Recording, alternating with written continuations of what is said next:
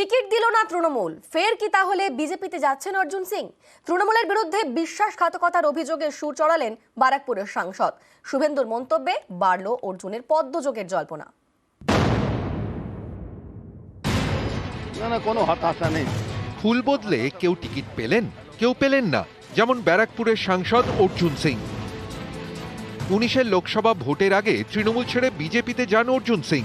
বিজেপির টিকিটে সাংসদ হন। 3 বছর পর 2022-এর 22শে মে বিজেপি ছেড়ে ফের তৃণমূলে ফেরেন অর্জুন। এবার 24-এর লোকসভা ভোটে সেই অর্জুন সিংকে টিকিট দিল না তৃণমূল। তারপর সুর চড়ালেন অর্জুন। আমাকে বলা হয়েছিল ব্যারাকপুরে টিকিট দেওয়া হবে। কে বলেছিল? যে দলে নিয়ে আসছিল সেই বলেছে। এটা একটা ব্রিচ অফ ট্রাস্ট হচ্ছে। মনে আক্ষেপ তো থাকবেই। 1.5 বছর ধরে দল বলে নিয়ে আসছে যে আপনাকে টিকিট দেবো ব্যারাকপুরে। দল একবারও যদি আমাকে বলতো আমি আসতাম না। টিকিট দিল না তৃণমূল, তাহলে কি আবার পদ্মপথে অর্জুন সিং? জল্পনা বেড়েছে শুভেন্দু অধিকারীর কথায়। তিনি এই 2 বছর যে গেছিলেন ব্যারাকপুর এলাকার বিজেপি কর্মীদেরকে কোথাও উত্ত্যক্ত বা আক্রমণ করেন। তার যৌথ পরিবারে থাকা পুত্র পবন সিং কখনো তার বাবা তার ছেলেকে প্রেসার করেনি যে তুমি বিজেপি ছাড়ো। দ্রৌপদী মুর্মু পশ্চিমবঙ্গ বিধানসভায় মোট 34 জন এমপি ভোট দিয়েছিলেন, একটাও বিজেপির এমপি ছিল না। 2টো ভোট দ্রৌপদী মুর্মু পেয়েছিলেন, তার মধ্যে একটা অর্জুন সিংয়ের ছিল। এরই মধ্যে প্রার্থী বদলের দাবিতে 35 নম্বর জাতীয় সড়ক অবরোধ করেন অর্জুন অনুগামীরা।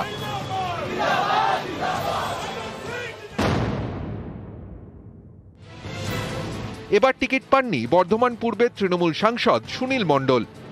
2014 সাল থেকে বর্ধমান পূর্বের তৃণমূল সাংসদ সুনীল। 2021-এর ভোটের আগে বিজেপির সঙ্গে তার ঘনিষ্ঠতা বাড়ে। অমিত শাহের যে সভায় শুভেন্দু অধিকারী বিজেপিতে যোগ দেন, সেই সভায় হাজির ছিলেন সুনীল মণ্ডলও। 21-এ বিজেপির স্বপ্নভঙ্গের পর আবার তিনি তৃণমূলে। এবার অবশ্য সুনীল মণ্ডলকে প্রার্থী করেনি তৃণমূল। মতুয়া প্রভাবিত বিধানসভা আসন রানাঘাট দক্ষিণ। 21-এ বিজেপির টিকিটে এই আসন থেকে বিধায়ক হন মুকুটমণি অধিকারী। গত বৃহস্পতিবার সেই মুকুটমণি ফুল বদলে তৃণমূলে। এবার রানাঘাট লোকসভা আসনে তিনিই তৃণমূলের প্রার্থী।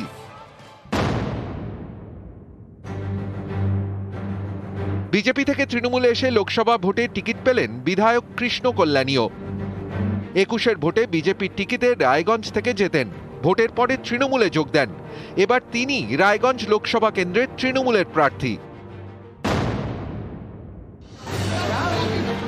21-এর ভোটের আগে তৃণমূল ছেড়ে বিজেপিতে যান বিশ্বজিৎ দাস। বিজেপির টিকিটেই বিধায়ক হন। 21-এর ভোটের পর তিনি ফের তৃণমূলে যোগ দেন। দল তাকে বনগাঁ সাংগঠনিক জেলার দায়িত্ব দেয়। এবার 24-এর ভোটে বনগাঁ কেন্দ্রের তৃণমূলের প্রার্থী বিশ্বজিৎ দাস। দীর্ঘদিন ধরে উত্তরবঙ্গের রাজনীতিতে পরিচিত নাম বিপ্লব মিত্র। দক্ষিণ দিনাজপুরের হরিরামপুরে তৃণমূল বিধায়ক। অনেকেই বলেন 19-এর লোকসভা ভোটের আগে তার সঙ্গে বিজেপির ঘনিষ্ঠতা বাড়ে, কিন্তু 21-এর ভোটে তৃণমূলের টিকিটেই বিধায়ক হন, তারপর মন্ত্রী। এবার সেই বিপ্লব মিত্রকে লোকসভা ভোটে বিজেপির রাজ্য সভাপতি সুকান্ত মজুমদারের বিরুদ্ধে বালুরঘাট আসনে প্রার্থী করল তৃণমূল। আমার সমস্ত রকম ইচ্ছা শক্তি দিয়ে আমি চেষ্টা করব যাতে মমতা ব্যানার্জিকে আমি বালুরঘাট লোকসভা সিটটা উপহার দিতে পারি। রবিবার ব্রিগেড থেকে 42 আসনেই প্রার্থী ঘোষণা করে তৃণমূল। তালিকা থেকে বাদ গিয়েছেন তৃণমূলের 5 সাংসদ।